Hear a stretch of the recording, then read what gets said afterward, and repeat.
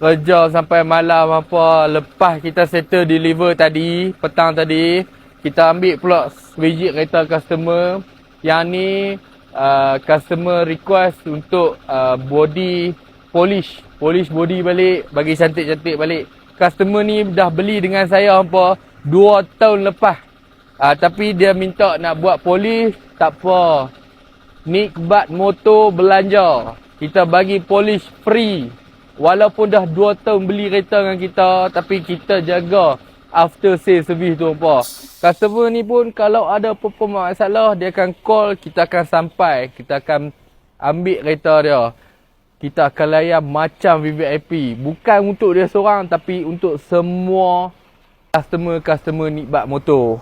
Jadi, hampa tak mau ke merasa macam mana servis tim nikbat motor ni? Kereta 2 tahun dah beli kot. Kan?